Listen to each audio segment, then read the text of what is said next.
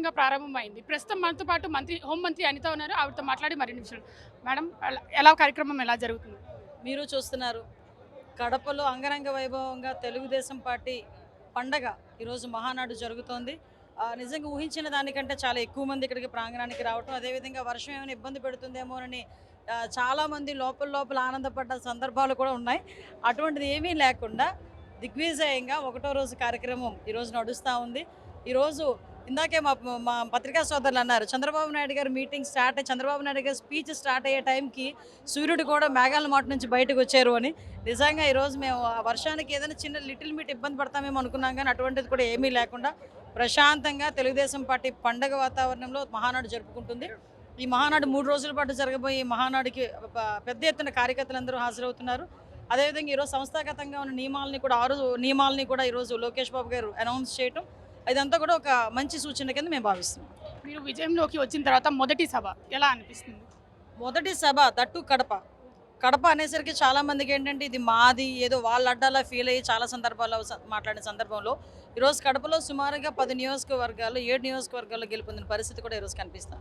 అంటే ఓవరాల్గా అప్పట్లో చాలామంది గర్వంతో విర్రవీగి వైనాడు కుప్పం అన్నారు. ఈరోజు మేము కాదు, ఈరోజు మా కార్యకర్తలు అంటున్నారు వైనాడు పులివెందల అని. అంటే ఈరోజు పరిస్థితి ఎలా అవుతుందంటే గెలుపు ఓటములు ఎలా ఉన్నప్పటికీ కూడా ప్రజలకి మనం ఎంత మంచి పని చేసాము, ప్రజల్ని ఎంత మనం అభివృద్ధి కార్యక్రమాలు ముందు తీసుకెళ్ళాము, సంక్షేమంలో ముందు తీసుకెళ్ళాము అన్నదే మెయిన్ ఎజెండాగా ఈరోజు ప్రజలందరూ కూడా భావిస్తున్నారు. దానిలో భాగంగానే ఈరోజు ఎన్డీఏ కూటమిని కూడా ప్రజలు ఆదరిస్తున్నారు.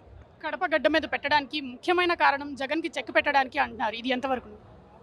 జగన్కి మేము చెక్ పెట్టేదేంటి? ఈరోజు కొత్తగా రాష్ట్ర ప్రజలు ఎప్పుడో చెక్ పెట్టారు. 2024 ఎలక్షన్లోనే చెక్ పెట్టారు. కేవలం 11 ఇచ్చి ఇంట్లో కూర్చోబెట్టారు. దానికి కూడా ప్రతిపక్ష హోదా రాదురా నాయన నియమ నిబంధనల ప్రకారం అని చెప్పినా కూడా ప్రతిపక్ష హోదా ఇస్తేనే కానీ అసెంబ్లీకి రానని కూర్చున్నారు.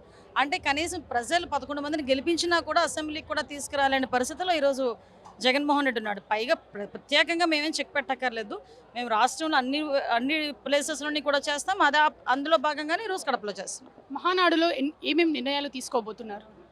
వస్తున్నాయి కదా, ఈరోజు 6 నియమాలు చెప్పారు. ముఖ్యంగా కార్యకర్తలే మెయిన్ ఎజెండాగా మేము భావిస్తున్నామని చెప్పారు. స్త్రీ శక్తి గురించి ఈరోజు గౌరవ లోకేష్ గారు మాట్లాడారు. అదేవిధంగా యువగలం గురించి మాట్లాడుకున్నాం, సంస్థాగత ఎలక్షన్స్ గురించి మాట్లాడుకున్నాం, ఓవరాల్గా రాష్ట్ర అభివృద్ధి సంక్షేమం గురించి కూడా మాట్లాడుకున్నాం. ఏదైతే మేము సూపర్ 6లో ఇచ్చామో అవి ఎప్పుడెప్పుడు ఇంప్లిమెంట్ చేస్తామనేది కూడా చాలా క్లియర్గా చెప్పాం.